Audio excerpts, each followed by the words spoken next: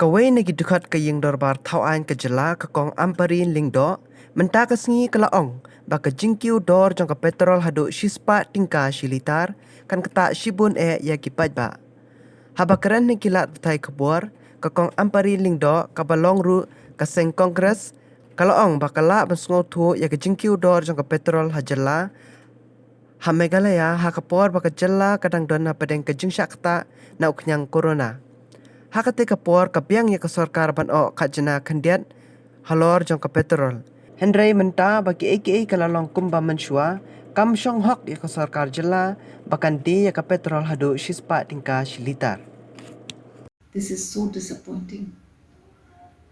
It is so disappointing that the government, after a pandemic, increases the cost of petrol and diesel to an all time high in the entire century.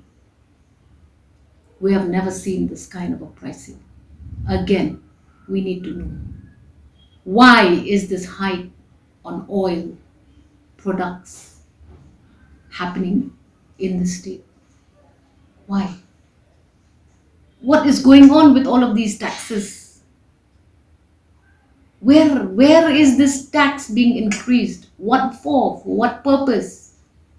We can understand that during the pandemic, there was this information given to us by the ruling government that a COVID tax was also initiated on several products.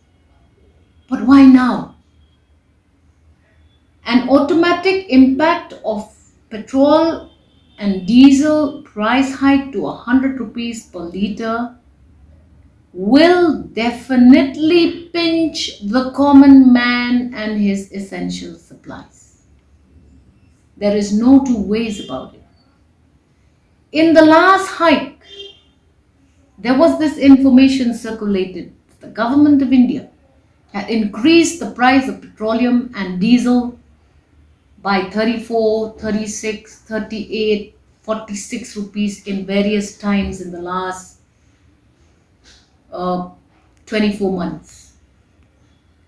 They had assigned it to the increase of price rise on the international price of fuel. But surprisingly, at that time, we were made to understand that the international prices for petroleum products were not an impact of an international price hike. Why have they increased the price of fuel now? I would like the government to reply. We had asked them earlier. I had asked this question about 5-6 days ago. There has been no response. Because we are not in session, we have no way out but to discuss this important matter over the fourth estate, which is the media, both the print and the electronic. But there has been no response. Who's calling these shots?